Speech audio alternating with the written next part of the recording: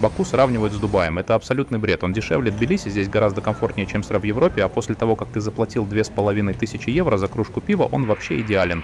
Кстати, если хотите узнать, где можно отвалить такое количество денег за пиво, придется смотреть это видео до конца. Финал заставит одних посмеяться, а других заплакать. Мегаполис e-commerce — это плохо по трем причинам. Грязь на улицах, высокий уровень преступности и неоднородность городской среды, в результате чего неудобно перемещаться между районами. Баку лишен всего этого, и потому он мне безумно нравится.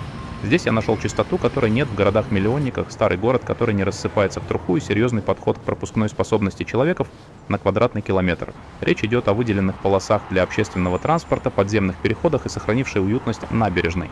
Но на самом деле приятные впечатления от Азербайджана начинаются гораздо раньше, с азербайджанских авиалиний. Впервые летел этой авиакомпанией и был удивлен тем, как все здесь устроено. В любом самолете есть такие люди, я называю их белые ходаки.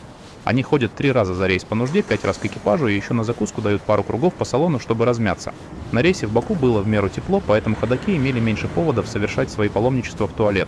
4-часовой рейс Прага-Баку и часовой рейс Баку-Тбилиси вместе стоили около $300 на человека. Примерно такие цены у лоукостеров Wizz Air и Ryanair, но уровень у азербайджанцев на голову выше, чем, например, на турецких авиалиниях. В аэропорту посадку и объявления озвучивают на 3 языках – азербайджанском, английском и русском. Мы впервые летели на местах H и K. Это замена общемировым D, E и F. Сам лайнер почти новый, на расстояниях между креслами здесь не экономят. Даже у 2-метрового млекопитающего ноги легко складываются под кресло.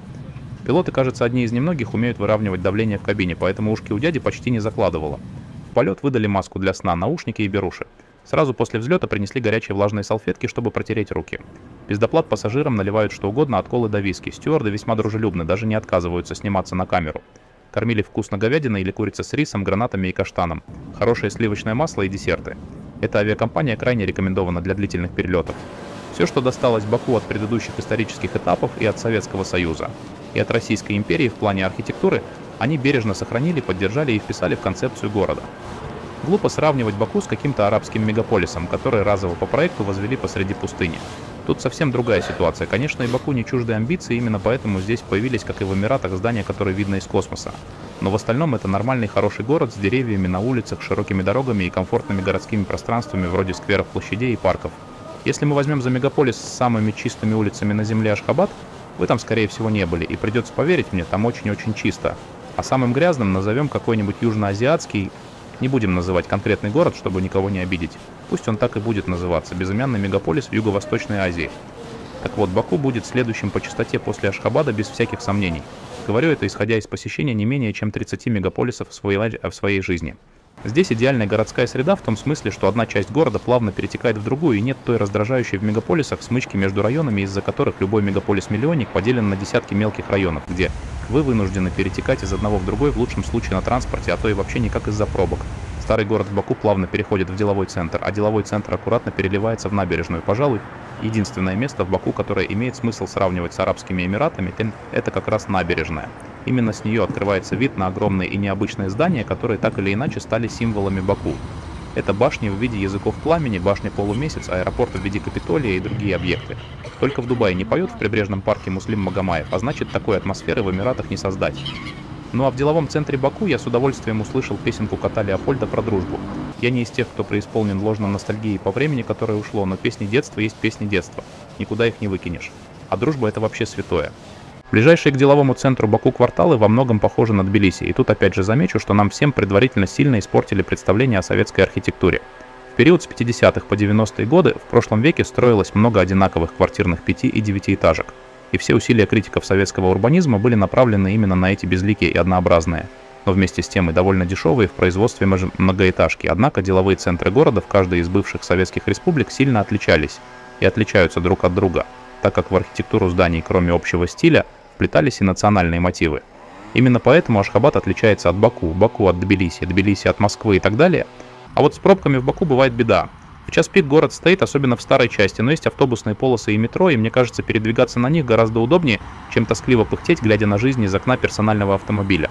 Поскольку сам я родом из Туркменистана, азербайджанская кухня знакома мне не понаслышке. Но предупрежу, что вас везде будут просить оставить отзыв, поэтому оценки на Google картах здесь не работают от слова совсем. Такая же проблема и с Яндекс.Картами. Очень много заведений генерируют отзывы за деньги.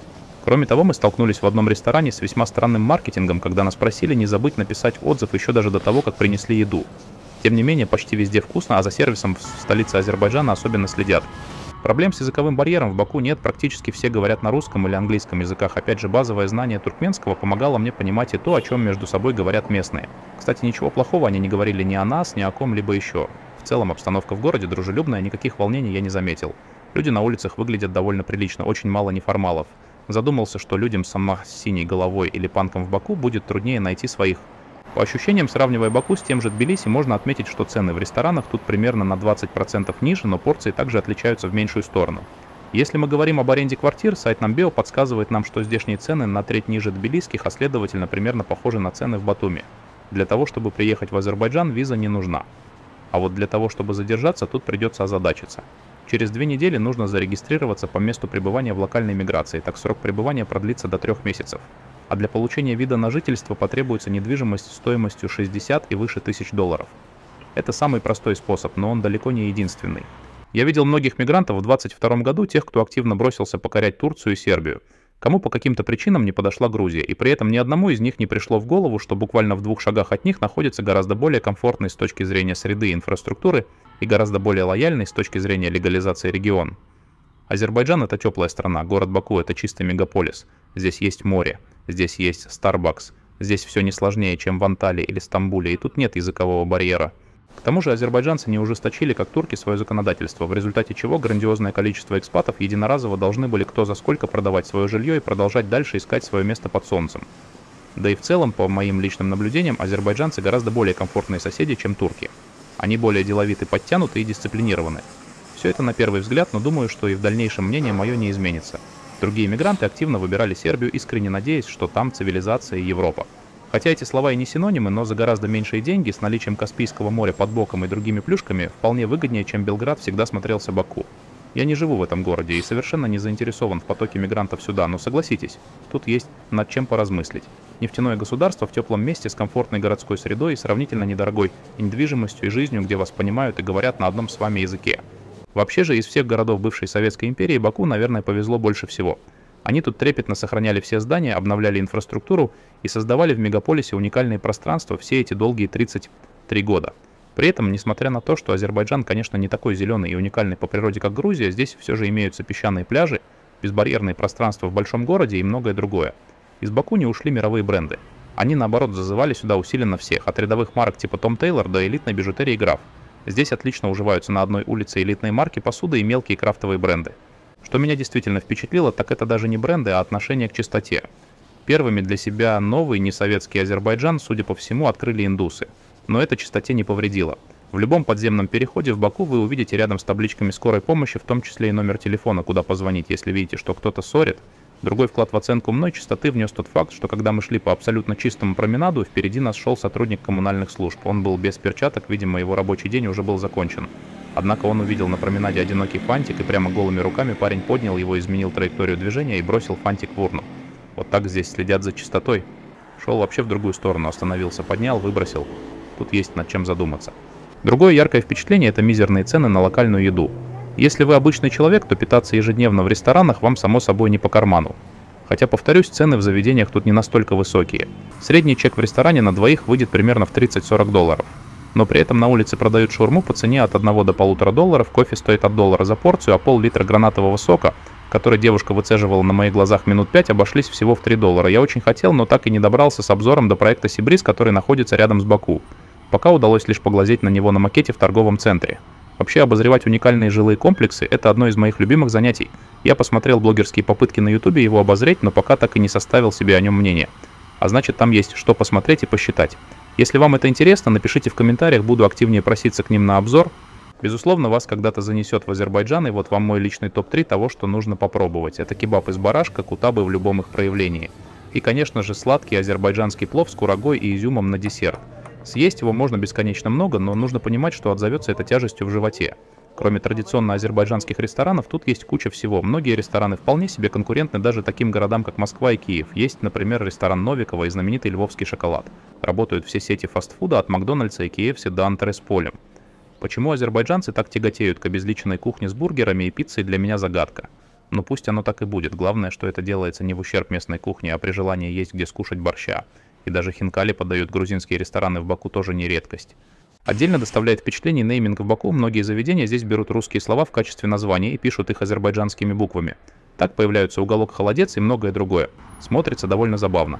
А еще мы, к сожалению, не добрались до ресторана «Барашка», но с точки зрения маркетинга это, пожалуй, одно из самых удачных меню, которое мне доводилось видеть. Сейчас я его и вам покажу. С безбарьерными пространствами в деловом центре Баку, кстати, настолько все хорошо, что это даже немножечко плохо. В заботе об инвалидах тут сделано столько, что если не смотреть под ноги, можно очень быстро и успешно пополнить ряды этих самых инвалидов. Я говорю про интересные плоскостные ступени. Они, безусловно, полезны для колясочников, но неподготовленный зритель рискует сломать на них шею. Баку — это город кошек. За все время я встретил тут всего одну собаку, которая, кстати, была максимально похожа на мою собственную первую собаку из далекого детства. В остальном тут правят кошки. И они не просто правят, они захватили этот бал. Кошки оккупируют магазины после окончания рабочего времени и, например, активно выставляют себя в витринах ювелирных магазинов, отчетливо показывая, кто тут настоящее золото. Как я уже сказал, довольно глупо сравнивать Баку и Дубай. Здесь центр города гораздо более продуманно спроектирован, а кроны деревьев, в основном это чинара, смыкаются над улицами, что создает дополнительный уют, которого так не хватает Арабским Эмиратам. Кроме того, от одного здания до другого не придется идти полдня. Да, соглашусь, тут есть обратная сторона в виде пробок в старой части, но никто не мешает ходить пешком, ехать на самокате и пользоваться общественным транспортом. Эмиратские города созданы чуть менее чем полностью для машин, а Баку — это город для пешеходов, и их тут много. Еще в Азербайджане не экономят на уличном освещении. Это и понятно, все-таки нефтяная страна. На улицах тут вечером светло как днем, для меня это наиболее привычная ситуация. Так было и в моей родной Туркмении. Кстати, яркое освещение на улицах в пассивном режиме снижает уровень преступности, и это доказанный факт. Азербайджан, к слову, находится на 34-м месте из 183 стран в мире по уровню преступности. Это, конечно, похуже, чем в Грузии, но все равно опережает, опять же, большинство европейских стран, на которые вроде как надо равняться. Отдельная особенность большинства мегаполисов, в которых я побывал, это неспособность поддерживать самих себя в нормальном состоянии и безумное количество туристов на улицах. В том же Риме каждый второй памятник или дорога находится на реконструкции, и этот древний город напоминает один большой строительный объект. Скорее строительный, а не исторический. Получше дела были в Марселе, но за пределами набережной там слишком уж быстро начинается гетто. Приятнее этого выглядят маленькие итальянские городки, такие, например, как Кальяри. В Баку, поскольку он миллионник, тоже есть свои небогатые и рассыпающиеся районы, та же Кубинка. Но старый город, деловой центр, набережная и парк поддержаны в настолько хорошем состоянии, что придраться трудно даже очень нудному туристу. Кстати, дополню впечатление о городе еще одним мазком на портрете. Девушки тут с раннего утра выходят с макияжем на улицу. Красиво ли это? По-разному на самом деле, но чаще всего, да, красиво. Ухоженная девушка, одетая прилично и не слишком вульгарно, это украшение города. Без всяких купюр могу заявить вам это. В то время как лохматенькая и неухоженная девушка пугает туриста и заставляет его сбежать из города побыстрее. В Баку довольно тепло зимой, обычная температура около плюс 10 градусов в зимние месяцы. Но за счет того, что он полностью находится на полуострове, продувается он сильно и в сезон, и вне сезон. Поэтому его часто называют город ветров. Зато у азербайджанцев, как и в Грузии, почти повсеместно есть хорошее газовое отопление и базовые коммунальные ресурсы, тут не приходится сильно экономить. Летом здесь жара достигает 35 градусов, и город в этом плане похож на Тбилиси, но опять же море рядом, хотя до пляжа, скорее всего, и придется ехать на машине. Вот такое получилось видео первичного знакомства с городом. Надеюсь, он показался вам таким же ярким и тарелку интересным, как и мне. А теперь, как и обещал, расскажу вам про кружку пива стоимостью 2500 евро. Это аэропорт Праги, 6 утра. Сегодня мы отсюда улетаем в Азербайджан. Улетаем мы отсюда по той причине, что нас не пустили в Чехию. Следующий билет, которому можно было улететь, стоил уже от $600 на человека. Это был Стамбул, нам туда совершенно было не надо, поэтому нам пришлось остаться здесь на ночь в аэропортовском отеле. Это стоило еще 200 евро. Также у нас сгорел за 1000 евро отель в Праге, и почему-то ни Booking, ни кто-то не хотят нам его возвращать. В дополнение к этому 300 евро мы потратили на билеты в Милан. То есть у нас, получается, весь вчерашний день самолеты летали по Европе за наш счет, но без нас. То есть кружка чешского пива стоила 2500 евро, при этом не выходя даже в город, не выходя даже из аэропорта. К сожалению, это так. И